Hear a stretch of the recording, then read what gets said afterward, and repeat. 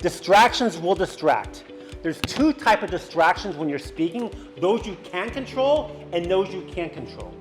The ones you can control are your dress. You want to look the best possible and make sure everything's tucked in properly. Your phone should be off. And it's best if you have a clock somewhere in the back of the room. Now, last time I asked one of the students, I think it was Mark, for his watch, and I put it here, and he noticed, I can notice you checking your watch because it is a distraction. There are speakers I've seen who are excellent, who are like this. To me, that's a distraction. I don't know, it bothers me. I don't like it. You can put a watch here if you want to, but the best is to have a clock in the back of the room. And the reason why I know right now that it's 1:30, because I brought a clock and put it in the back of the room. Distractions you can't control. Baby crying in the room. I love this. I got a line for Lori Platnick. They say a baby crying is just like a good idea.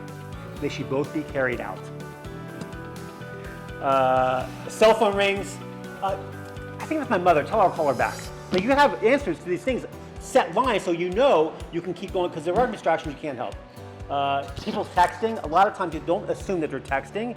I was doing a Scotch and sushi in my house in Rockville, and there's a guy that's on the phone the whole time, and I was like looking at him like a little upset. He goes, "I'm not texting. I'm taking notes." I'm like, okay, you know.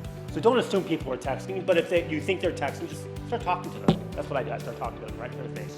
Make it sticky, which means use memorable phrases, lists, mnemonics, or acronyms. Preferable no more than 3 bullet points. I've used acronyms. I'm constantly, my life is like, just throw me a word and let me come up with the class. Constantly, and I've come up with a lot. I mean, like, I haven't used the word soul in a class yet, but it's sending our unlimited love. Or sharing our unlimited love. That's an acronym I haven't used yet.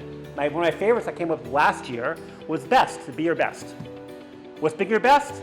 It's the fight between your body, your ego, and your soul. And the T is the test that we live with every single day of our lives. Be funny. We'll do 14 and then we'll do the rest next week. Be funny. Everyone likes funny people. Do it in a way you're comfortable with. If you're not like a natural funny person, then find a way to be like dry humor. And if you're gonna tell a joke, if you have to explain a joke, don't tell it. And you have to practice jokes. I am not natural at giving jokes over. So if you ever notice some of the better speakers in the world that are more popular, like a Tony Robbins or the Jewish warrior Charlie Harari, they have big hands and they use their arms and their hands. Over-pronunciate and overdo your movements. Like I said, everything gets lost as it moves along and you over-pronunciate it. And I'm like, I love movement. I have walks with other speakers and I've noticed that one thing, they do open their hands up a lot. The bigger you are, the more, Tony Robbins is probably the most famous speaker right now in the world. And he is a big guy, dark, booming voice, big teeth. And that, if he was like some kid that was like 5'3", he wouldn't be Tony Robbins. He was given a gift. Some of us are given a gift and some of us not. We have to use what we have to our largest. I mean, listen, it doesn't take much for you guys to be just average speakers, or even good speakers, even great speakers. It really doesn't. I want you all to be awesome speakers. Always want to start with the bang. Whatever you can, start with your best stuff first, because no matter how bad your class gets, they're going to remember and also have a good ending too.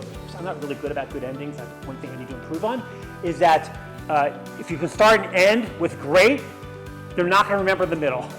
It's always great to have the audience involved. If you ask a question and it's not rhetorical and people answer a lot, just keep asking questions. You'll have the best class. You'll have the best class ever when people are engaged with you.